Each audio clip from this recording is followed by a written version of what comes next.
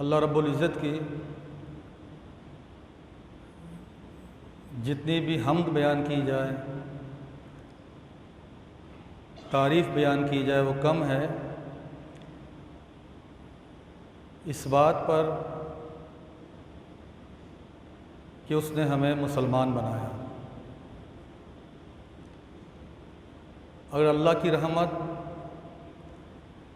ہمارے ساتھ شامل حال نہ ہوتی تو آج ہم اللہ رب العزت کے آگے سجدہ ریز ہونے کی بجائے کسی حجر شجر درخت یا بت کے آگے سجدہ ریز ہوتے۔ اللہ رب العزت کی تعریف اس بات پر کہ وہ ہمیں کھلاتا ہے، وہ ہمیں پلاتا ہے۔ اللہ رب العزت کی تعریف اس بات پر کہ وہ ہمیں ہنساتا ہے، وہ ہمیں رلاتا ہے۔ اللہ رب العزت کی تعریف اس بات پر کہ جب ہم بیمار ہوتے ہیں تو وہ ہمیں شفا دیتا ہے۔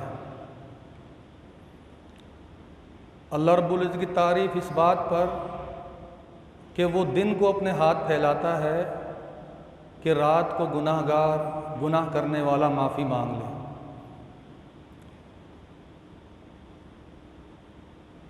الغرض ہم اپنے رب کی جتنی بھی تعریف بیان کریں وہ کم ہے۔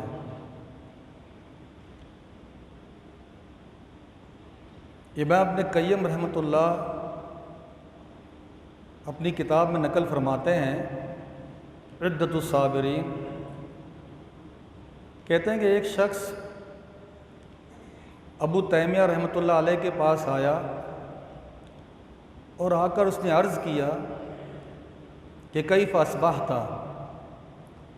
کہ جناب سنائیں آپ کی صبح کیسے گزری ہے، کیا حال ہے آپ کا؟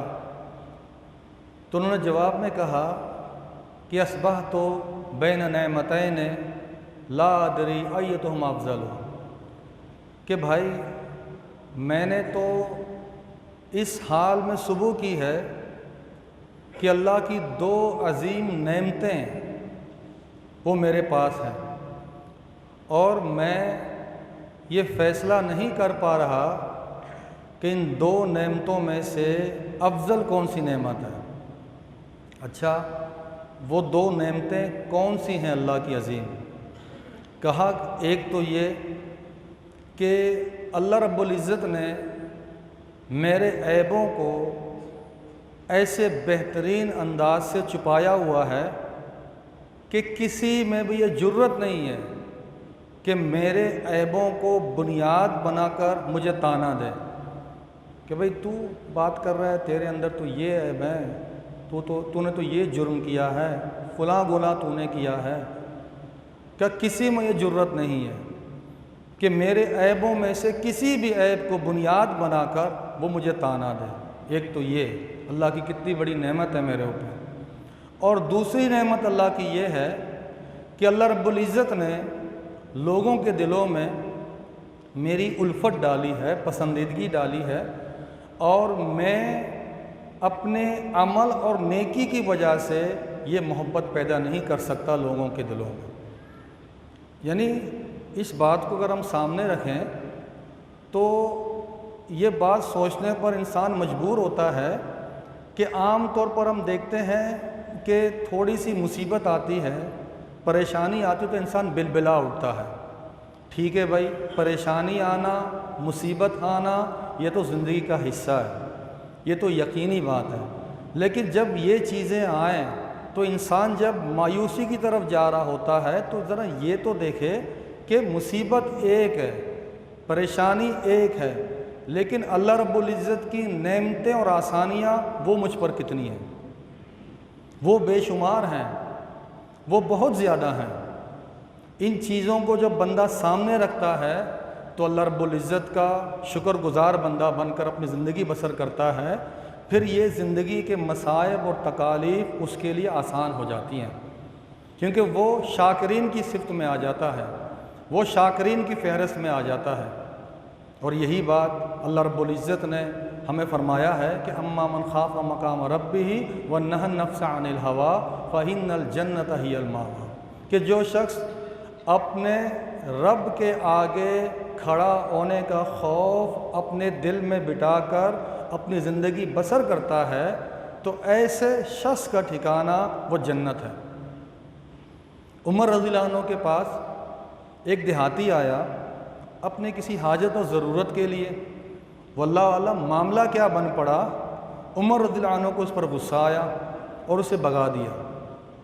اس کو بھگا دینے کے بعد اپنے گھر پر گئے، اب گھر جاتے ہی اپنے آپ کو کھوسنے لگے، اپنے آپ سے باتیں کرنے لگے، کہتے ہیں عمر تو نے عجیب کام کیا، یعنی تو کمزور تھا، اللہ نے تجھے طاقت دی، تو کم حیثیت والا تھا، اللہ نے تجھے معزز بنایا، اور اللہ رب العزت نے تجھے لوگوں کی گردنوں کا مالک بنایا، یعنی تمہیں امیر المومنین بنایا، اتنی اللہ نے تمہیں اہمیت دی، حیثیت دی، اور تو عجیب آدمی ہے، مسلمانوں میں سے ایک شخص تمہارے پاس اپنی حاجت و ضرورت لے کر آیا اور تو نے اس کو مارا۔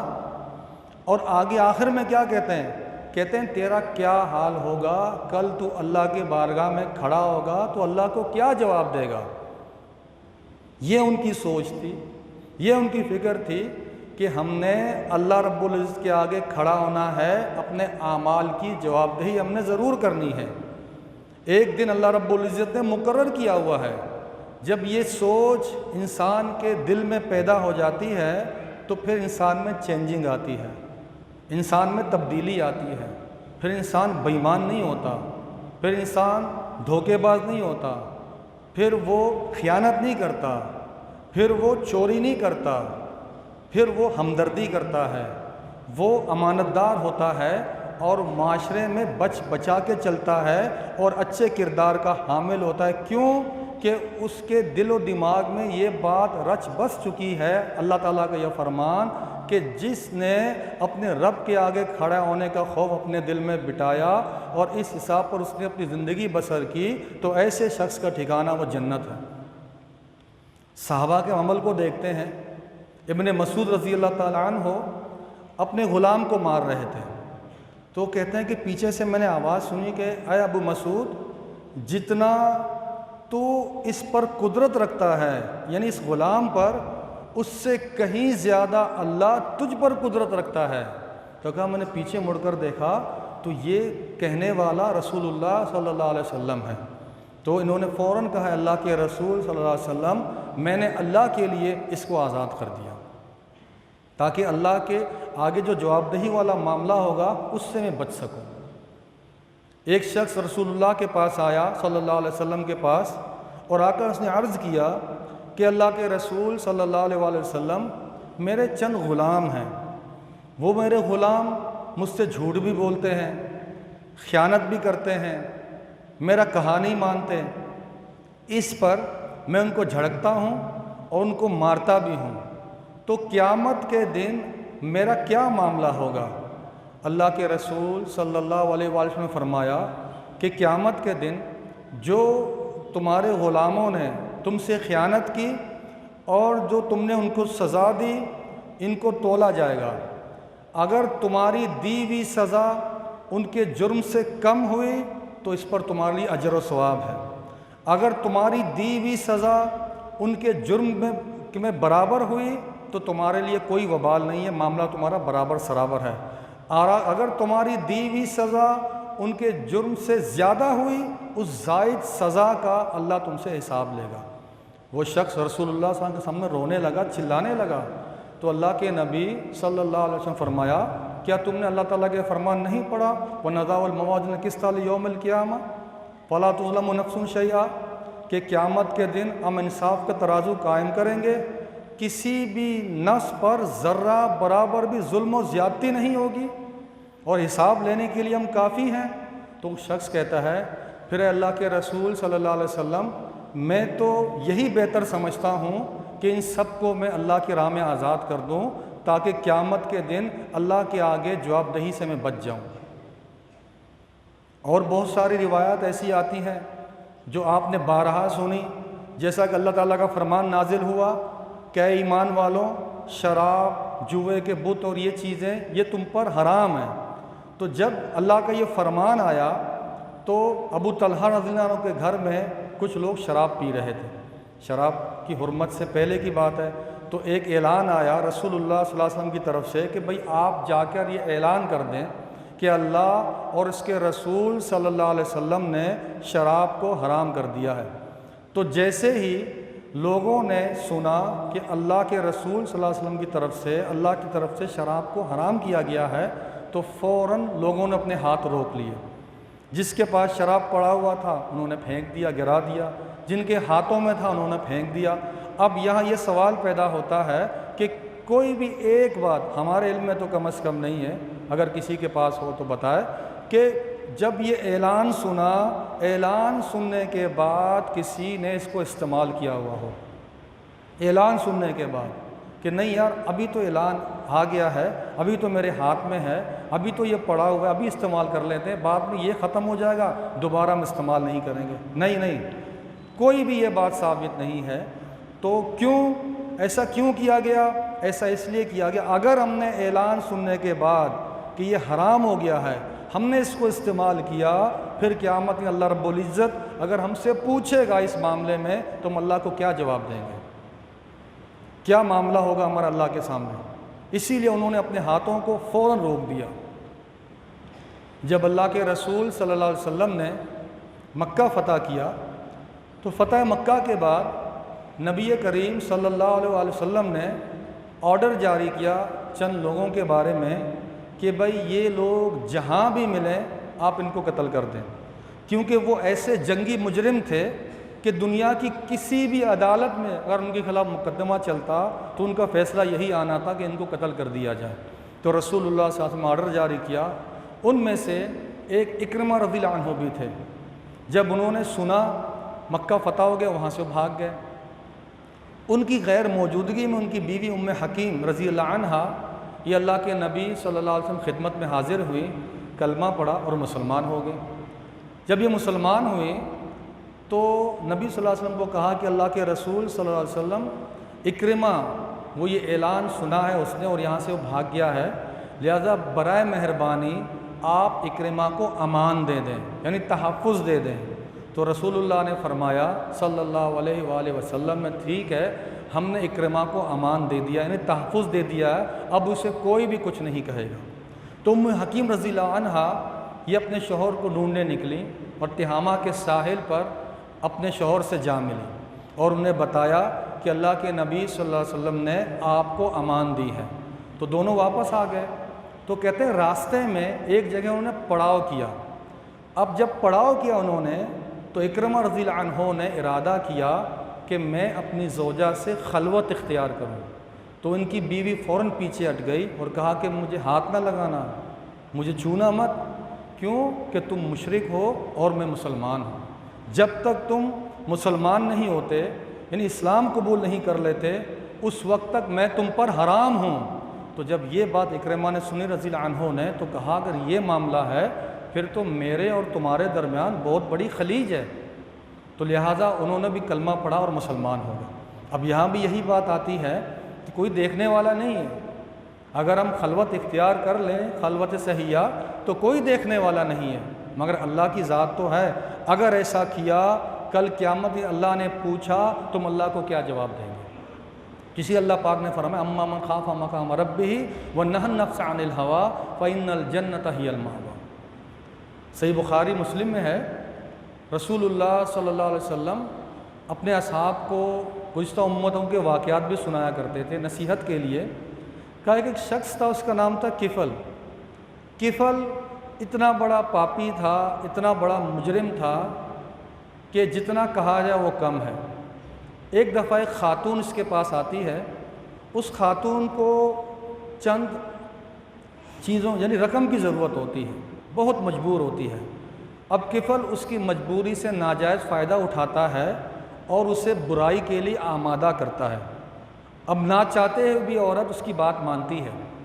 جب تنہائی میں علیحدگی میں کفل اپنے برے ارادے پر مستعد ہوتا ہے تو وہ عورت بید کی طرح ترہانے لگتی ہے، آنکھوں سے آنسوں کی جریاں لگ جاتی ہیں، چہرے کا رنگ فق ہو جاتا ہے، اور کفل کو کہتا ہے کہ کفل ہمارے رب نے یہ فعل بد ہم پر حرام کر دیا ہے، آج 2 گھڑی کا لطف صدیوں تک خون تھکوائے گا اور رب کے عذابوں کا لقمہ بنائے گا۔ اے کفل خود پر بھی رحم کر، مجھ پر بھی رحم کر، اور اپنے اس برے ارادے سے باز آ جائے۔ اچھا، کفل پر اس عورت کی سچی اور پرتاثیر تقریر بڑا گہرا اثر ڈالتی ہے۔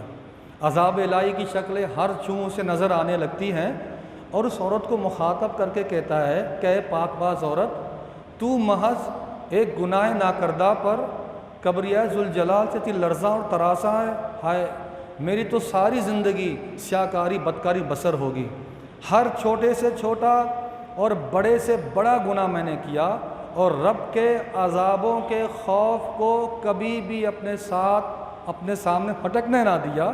تو کہتے اے عورت گواہ رہنا، میں نے وہ رقم اللہ کے لیے تمہیں بخش دیا اور اپنے اس برے ارادے سے ہمیشہ کے لیے باز آ گئے۔ کہتے ہیں کہ وہ پھر روتا ہے، رات کا وقت ہوتا ہے، اللہ سے اپنے گناہوں کی معافی مانگتا ہے، سچی توبہ کرتا ہے۔ اب دیکھیں کہ وہ اس کا آخری وقت ہوتا ہے، یعنی اسی رات وہ مر جاتا ہے۔ اب تنہائی میں کفل عورت کا کیا معاملہ ہوا یہ اللہ ہی جانتا ہے اور کوئی نہیں جانتا۔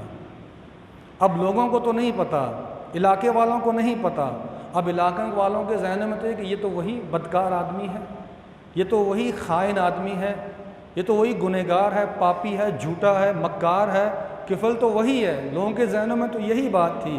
اللہ رب العزت نے اس بندے کی کیسی مدد کی؟ اللہ سبحانہ و تعالیٰ نے اس بندے کی ایسی مدد کی کہ صبح لوگوں نے دیکھا کہ قدرتاً اس کے دروازے کے آگے لکھا ہوا تھا ان اللہ قد غفر للکفل، کہ بے شک اللہ نے کفل کو بخش دیا، اللہ نے کفل کو معاف کر دیا۔ یعنی کتنی سچی توبہ ہے میرے دوستوں۔ آپ اس کا اندازہ ایسے لگائیں کہ یہ جو واقعہ ہوا، جیسے میں نے ابھی آپ سے عرض کیا، دیکھنے والا کوئی بھی نہیں تھا، لیکن یہ واقعہ جو تنہائی میں ہوا، اللہ پاک کو اس بندے کی توبہ ایسے پسند آئی کہ یہ واقعہ اپنے نبی کو بتا دیا اللہ رب العزت نے۔ سچی توبہ ہونی چاہیے دل کے ساتھ، لیکن ایک کمزوری ہے جو ہمارے معاشرے میں پائی جاتی ہے، عموماً ہمارا جو مذہبی شدت پسند طبقہ ہے اس میں ایک بہت بڑی کمزوری پائی جاتی ہے، اور وہ کمزوری عجب کی کمزوری، عجب گھمنڈ کی کمزوری۔ وہ سمجھتا ہے کہ مجھ سے زیادہ نیک کوئی نہیں ہے، وہ یہ سمجھتا ہے مجھ سے زیادہ مخلص کوئی نہیں ہے، وہ یہ سمجھتا ہے کہ مجھ سے زیادہ دین کا خیر خواہ ہمدرد کوئی بھی نہیں ہے، اسلام کا سب سے بڑا علمبردار میں ہوں، اور یہ بہت بڑی کمزوری ہے۔ اللہ فرماتا ہے لا تزکوا انفسکم هو اعلم بمن اتقى، کہ بھائی اپنا تزکیہ بیان نہ کرو، اپنے آپ کو نیک ظاہر کرنے کی کوشش نہ کرو، زبان سے اظہار نہ کرو، هو اعلم بمن اتقى، اللہ خوب جانتا ہے، سب سے زیادہ جانتا ہے کہ اس سے ڈرنے والا کون ہے، نیک کون ہے، متقی کون ہے، پرہیزگار کون ہے۔ یہ عجب اور گھمنڈ، اس سے انسان کی عبادتیں ضائع ہوتی ہیں۔ امام ابو داؤد کی کتاب ہے کتاب الزہد، کتاب الزہد کے اندر ایک واقعہ نقل فرماتے ہیں۔ وہ کہتے ہیں بنی اسرائیل میں ایک شخص تھا، بہت بڑا عابد تھا، یعنی اتنا بڑا عبادت گزار آدمی تھا، اللہ رب العزت نے اس کو ایک ایسی عظیم نعمت دی تھی۔ وہ نعمت کیا ہے؟ وہ نعمت یہ ہے کہ جب بھی وہ اپنے گھر سے باہر نکلتا تو بادل کا ایک ٹکڑا اس کے سر پر سایہ فگن ہوتا، جب بھی گھر سے باہر نکلتا ہو۔ تو ایک دفعہ معمول کے مطابق اپنے گھر سے وہ باہر نکلا، بادل کا ٹکڑا اس کے سر پر سایہ فگن تھا، ایک عام آدمی کی نظر اس پر پڑی، عام آدمی تھا، اس کی نظر اس پر پڑی تو اس سے رشک آ گیا اس پر، اور اس کے دل میں اس کی محبت بیٹھ گئی، اور یہ اسی محبت میں اس کے ساتھ ساتھ چلنے لگا، اور دل ہی دل میں اس نے کہا کہ میں بھی اللہ سے سچی توبہ کروں گا، یہ گناہوں والی زندگی چھوڑ دوں گا اور اس جیسا بنوں گا میں۔ یہ اس کے ساتھ چلنے لگا۔ اچھا، اب سامنے سے جب یہ عام آدمی اس عابد کے ساتھ چلنے لگا، عابد کو برا لگا، اس نے دل میں کہا یہ کیسے میرے ساتھ چل رہا ہے، اس سے اچھی نہیں لگی یہ بات کہ ایک عام آدمی اور مجھ جیسے آدمی کے ساتھ وہ چل رہا ہے، میری حیثیت اور میری اہمیت دیکھ لیں، میں اللہ کا ایسا عابد اور زاہد بندہ ہوں اور یہ عام گنہگار آدمی میرے ساتھ ساتھ چل رہا ہے۔ اچھا یہ چلتے رہے ساتھ ساتھ، ایک جگہ آ کر دونوں کے راستے جدا ہو گئے، عابد نے ایک طرف جانا تھا، عام آدمی نے دوسری طرف جانا تھا۔ اب جیسے ہی دونوں جدا ہوئے، اب اللہ کی قدرت دیکھ لیں کہ بادل کا جو سایہ ہے وہ عابد سے ہٹ کر عام آدمی کے سر پر آ گیا۔ اب عابد پریشان ہو گیا اور اس کو کہنے لگا بھائی تم نے کیا کیا ہے؟ کہ بھائی میں نے تو کچھ نہیں کیا، میں نے آپ کو دیکھا، مجھے رشک آ گیا آپ پر اور میرے دل میں آپ کی محبت بیٹھ گئی اور میں نے دل میں کہا کہ میں اللہ سے سچی توبہ کروں گا اور میں آپ جیسا بنوں گا۔ تو عابد نے کہا ہائے افسوس، تم نے تو یہ سوچا، لیکن جب تم میرے پاس آئے تو تمہارا میرے ساتھ آنا مجھے ناگوار گزرا، مجھے اچھا نہیں لگا کہ تم میرے ساتھ چل رہے ہو، تو ہائے یہ عجب کی وجہ سے، اس تکبر کی وجہ سے اللہ رب العزت نے مجھ سے نعمت چھین لی۔ تو یہ جو زندگی ہے نا میرے دوستوں، یہ بندہ اللہ پاک نے جس کی جو ترتیب لگائی ہے نا، ترتیب لگائی ہے، اسی ترتیب پر وہ چلتا رہے، اخلاص کے ساتھ چلتا رہے، ٹھیک ہے نا، وہ اپنے اندر سے اپنے آپ کو صاف کرے، خیانت نہ ہو، بے ایمانی نہ ہو، دھوکہ دہی نہ ہو، کینہ بغض حسد نہ ہو، ان چیزوں سے اپنے آپ کو صاف کر کے جب وہ چلے گا معاشرے کے اندر، انشاءاللہ وہ اس کے جدھر بھی وہ اپنے قدم رکھے گا اس کے قدم وہاں جم جائیں گے۔ ترقی ہے نا، ترقی، دیکھیں ہم لوگ کیا کہتے ہیں جی بندے نے بڑی ترقی کی ہے۔ اچھا ابھی ترقی کیا کی ہے؟ ترقی یہ کی ہے کہ پہلے اس کے بعد تھوڑا مال تھا اب زیادہ آ گیا، چھوٹے سے گھر میں تھا بڑے سے گھر میں آ گیا، یا پہلے اس کا عہدہ کم تھا اب اس کے رینک بڑھ گئے، پہلے 15 میں تھا اب 20 میں 22 میں آ گیا، 22 گریڈ میں آ گیا۔ ٹھیک ہے، اس کو ہم مانتے ہیں، یہ بھی ترقی ہے، مگر یہی ترقی نہیں ہے، یہ بھی ترقی ہے، اس کو ہم ترقی کہتے ہیں، ہم اس کو ترقی مانتے ہیں۔ یہ مادی ترقی ہے۔ ایک ترقی ہے کہ وہ اخلاقی ترقی ہے کہ یار میں یہ دیکھوں کہ اخلاقاً مزاجاً مجھ میں کیا چینجنگ آئی ہے، مجھ میں کیا تبدیلی آئی ہے۔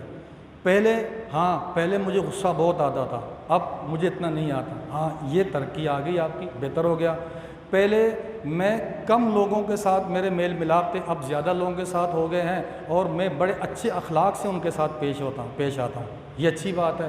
پہلے نا میرے دل میں کینہ بہت ہوتا تھا، حسد بہت ہوتا تھا، میں کسی کو خوش دیکھتا ہوا برداشت نہیں کرتا تھا، نہیں، اب میرے دل میں یہ چیزیں اس طرح جگہ نہیں پکڑتی جیسے پہلے ہوا کرتا تھا۔ ہاں اب یہ آپ نے اخلاقی طور پر آپ اچھا کر رہے ہیں اور اب آگے بڑھ رہے ہیں، بہترین ترقی ہے۔ ایک تو آپ نے عابد کا واقعہ سنا، ایک میں آپ کو اور واقعہ سناتا ہوں پھر اپنی بات کو ختم کرتا ہوں۔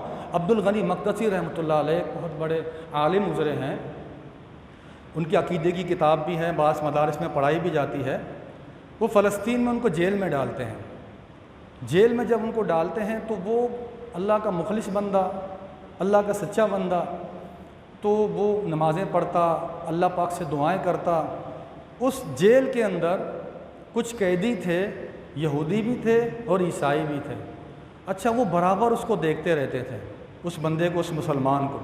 کچھ وقت گزرا، اس کے بعد یہ جو غیر مسلم قیدی تھے یہ گئے جیل میں، کوتوال کے پاس گئے، افسر کے پاس گئے اور اس کو کہا کہ ہم لوگ مسلمان ہونا چاہتے ہیں، اس بندے کا دین ہمیں اچھا لگتا ہے، ہم اس کے دین میں داخل ہونا چاہتے ہیں۔ تو اس نے کہا کیا اس نے تمہیں کبھی کوئی تبلیغ کی ہے، یعنی تمہیں دعوت دی ہے دین کی اپنی؟ انہوں نے کہا نہیں، اس لیے ہمیں کبھی اپنی زبان سے دعوت نہیں دی، بلکہ اس کے عمل سے متاثر ہو کر جو ہے نا ہم اسلام قبول کرنا چاہتے ہیں۔ اب آپ دیکھیں کہ یہ ہے للہیت، یہ اخلاص کہ بندہ اپنی نیکی کا ڈنڈورا نہ پیٹے، جو اس نے عمل کیا اللہ نے اس کو توفیق دی اور اپنی نیکی کو بھلا دے، نیکی کو بھلا دے گا تو مانا اس نے اپنی نیکی کو محفوظ کیا، نیکی کو یاد رکھے گا، دل و دماغ میں بیٹھے گا تو کسی بھی مرحلے میں وہ شیطان اس کو ورغلائے گا اور اس کی نیکی کو ضائع کرا دے گا۔ صحابہ کا کلام اس میں بہت زیادہ چاشنی تھی۔ ایک صحابی اپنے بیٹے کو کہتے ہیں یار تمہیں پتہ ہے نا کہ صحابہ کے کلام میں مٹھاس کتنی تھی، چاشنی کتنی تھی، تو یعنی کتنا میٹھا ان کا کلام ہوتا تھا، ان کی گفتگو ہوتی تھی۔ تو میرے دوستوں میٹھا ہے نا، میٹھے سے مراد کیا ہے؟ میٹھے سے مراد یہ نہیں ہے کہ ایک بندہ وہ یعنی بڑا چیخ چیخ کے تقریر کرتا ہے، گفتگو کرتا ہے، ایک بندہ جو ہے نا وہ دھیمی گفتگو کرتا ہے، نہیں جی اس کی اب باتیں میٹھی ہیں، اس کی میٹھی ہیں، نہیں مٹھاس سے مراد یہ نہیں ہے۔ مٹھاس سے مراد کیا ہے؟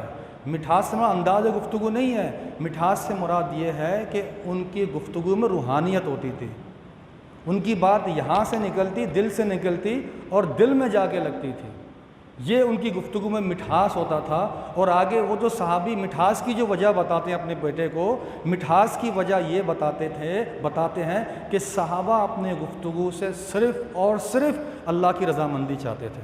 تو اللہ پاک سے دعا ہے کہ جو کچھ میں نے کہا آپ نے سنا، اللہ میرا کہا آپ کا سنا قبول فرمائے۔ اللہ رب العزت کتاب و سنت پر ہمیں زندہ رکھے، اللہ تعالیٰ کتاب و سنت پر ہمارا خاتمہ کرے۔